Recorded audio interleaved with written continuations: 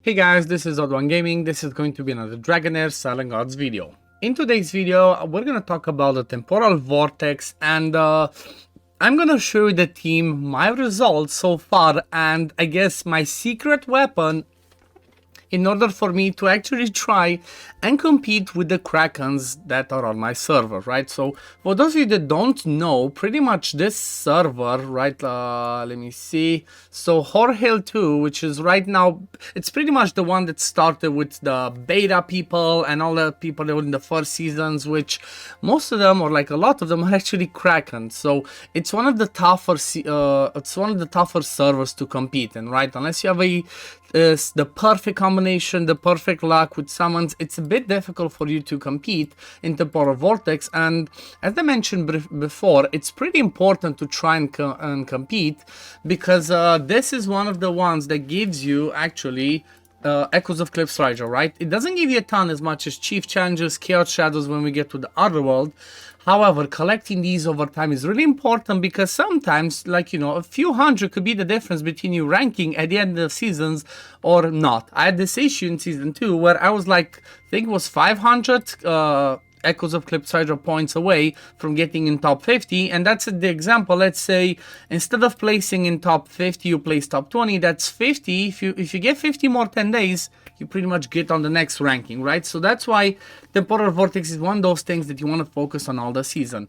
Now what I'm going to show you today is like I said, the team that I'm using that still uses Rook, right? Because pretty much, unfortunately, unless you have Rook, you're not going to be able to compete. If we always look at the top, most of the people are going to be having Rook in there, right? It's all about the Rook. It's just a Rook show. Doesn't matter what buffs happen. Doesn't matter what's going on. It's pretty much, you're going to see, I can keep going and it's still going to be Rook. Maybe once we get after, like, outside of top 20, you might see some other stuff. But most of them are still going to be Rook teams, because he just does so much damage. Even though we see the buff this week is increases the allies attack speed, which would be perfect maybe for Dauntless or Shadow. If you have Azul, it's still not the case, right? So Rook is still the MVP. However, there's one thing that I managed to do that got me really close to top 20, right? I still need to improve gear as always and affinity solvent, but check this one out. Yesterday, I ranked 21st. I was just like, look at this. 20, then 21st. I was 1 point, like, you know, 1 ranking away from getting in the top 20, and I was pretty much out by 300,000. That's just another pop. It's another hit. It's just a little bit more RNG, and sometimes it's tricky. This is a quick tip. Maybe depending on your time zone, it might be good to try and do your Vortex team towards the end, right? Just before reset if you can, which for me it's like at 3 o'clock in the morning. Maybe with the time change that actually happens this weekend, it's gonna be 2 o'clock. So it's always good to try and do it as late as possible, just so you see if you have a shot at getting in the ranking that you want or not. Like for me, that's what I should be trying to do. Try to do towards the end. But pretty much, let me show you the team. It's gonna be pretty straightforward, pretty much the same team, and sometimes you might just want to rerun it, right? I get, for example, even with my team, sometimes the team dies at like 200 and a bit million, right? It's just the RNG because of the gear sets that we have, right? So as an example, for me, the RNG that can happen over here is, does Frurbas pop the healings, the extra healing that he gets from the mythic chest, right? The Mona Lisa's Blessing, that has a 50% chance to give you more healing. Does he proc that or not? Because if he doesn't proc that several times in a row, we don't heal up enough, and then this run can pretty much fail. Also, I can still, you know, I still need to have a look at the timings. I still need to have a look at, like, maybe when he does his healing on the battle skill, because sometimes towards the end of the fight, when he does that battle skill to heal, it happens when the defense penalty is on, and I only do the cleansing towards the end, so maybe lose a little bit of healing. But pretty much this is the perfect team that works for me, right? I did try Calavera because, you know what, I wanted to try her. I bought her from the seasonal shop, even though I should have waited. I was just impatient because I was so close to that top 20. I really want to get top 20, so I bought her from there. But the thing that happens is there's one tricky thing this week. For those of you that know, this is a quick tip. This week, because of the buff that the temporal vortex gave you, pretty much every time you place a buff, you get a recovery over time buff. That goes, that can make it tricky if you're using Calavera in the Solar King's Horn, right? There is a bug, unfortunately, because of that Calavera's recovery over time does not proc the damage boost of the Solar King's Horn because of the fact that it counts kind of like the boss's one, right? The recovery over time that the boss puts as the extra buff, and that's what makes it not work. So you pretty much lose on 15% damage. I tried Calavera in the same team, and I could not pass 240 million, right? I was just getting stuck there, couldn't go a little bit higher. Whereas with this one, with Frurbath, because he's healing does proc the Solar King's Horn, look at this, 312 million. I'm not going to save this because I'm still going to farm some Grave of Venom today. I'm hoping to get more crit damage gloves, right, in the set that does more damage against defense penalty. But let me just show you again the timings for this one. So the important ones are going to be especially Frurbath, if you're using this exact team, Frurbath and Reita. Once this week passes, right, and I can use Calavera, I'm going to try it again, and then I'm going to show you that team, which I think that might be the perfect one, right? But the right timings are going to be Frurbath going at 21.3, because if you go in the interval of like 21.3 or like 21.5, you cover 3 hits of the boss with whatever you have, attack penalty, defense up, and whatever.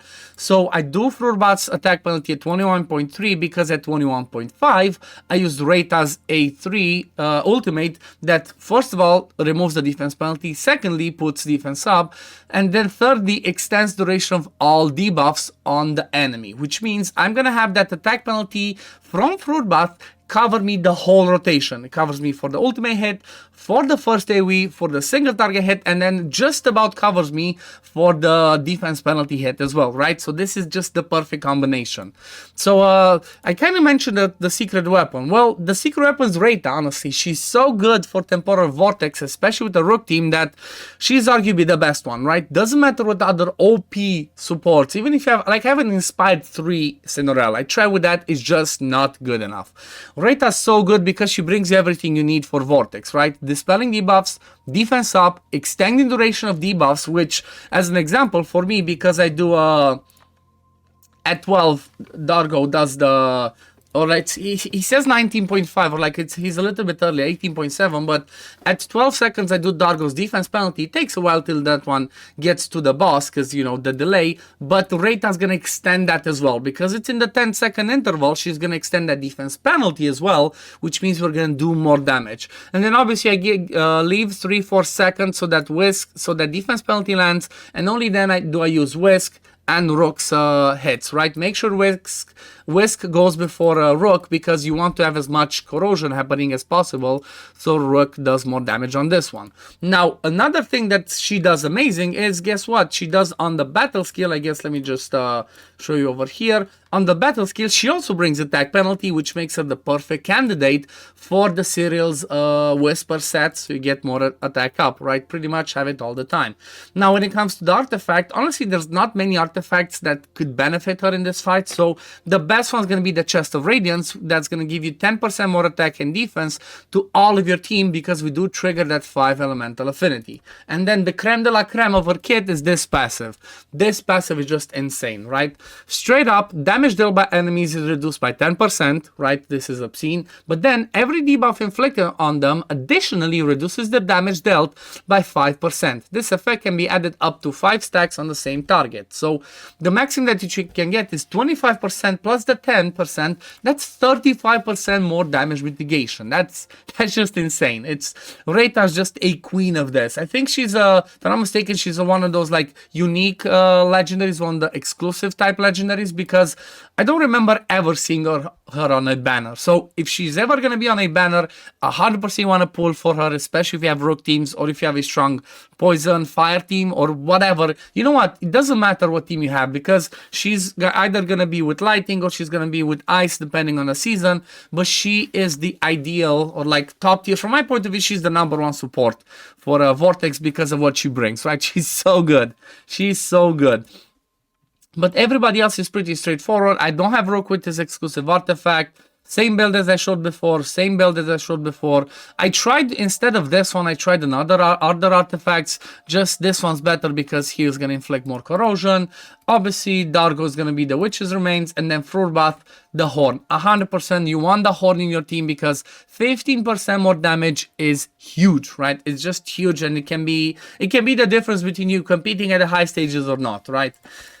But yeah, this is pretty much the team that I'm using. It's kind of, you know, it's pretty much the same thing that I used the last time I showed the video. But last time when I showed it, we had 30% more damage from poison, and I was doing 329 million, right? Well, this time, without those bonuses, you saw that I'm doing 300 million without the extra damage bonus for poison, and I'm still competing. Again, secret weapon is Reta. If you have her on your account, you haven't built her yet, go instantly and build her because she is amazing. But yeah, that's gonna be it for today, guys. I hope you enjoyed this video. If you did, please consider liking the video, subscribing to the channel to see when I upload next, and I'm gonna see you on the next one. Peace, love, take care, everyone. Bye, guys.